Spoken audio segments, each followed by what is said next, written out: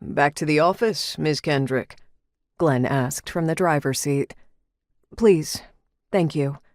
He nodded, then pulled away from the curb. Glenn was the newest member of my staff.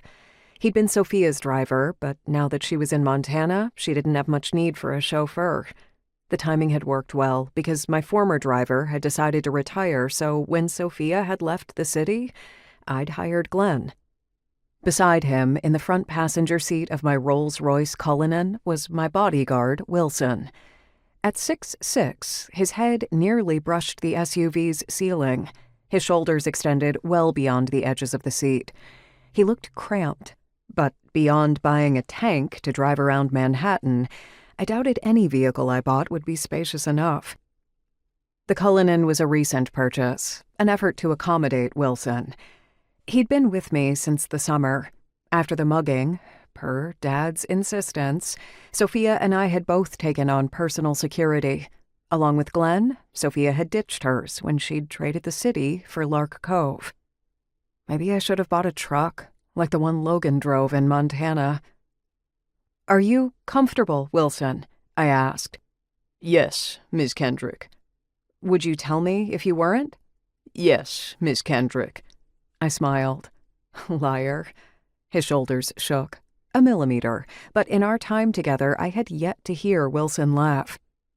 I relaxed into my seat as my phone vibrated in my Chanel clutch.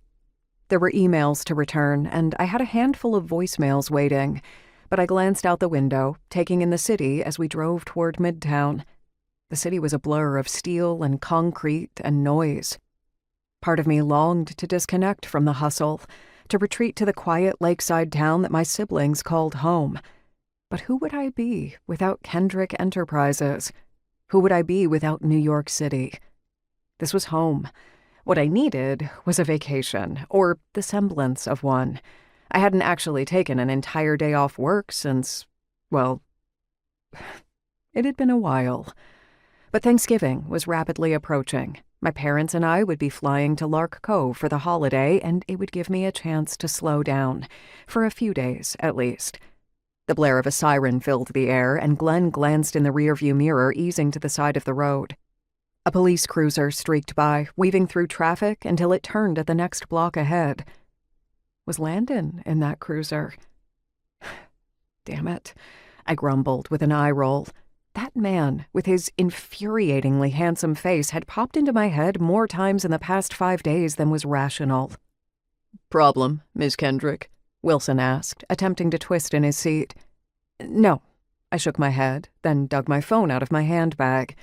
The screen was lit up with notifications, but as I stared at them, I couldn't seem to get Landon's crystal blue eyes out of my mind.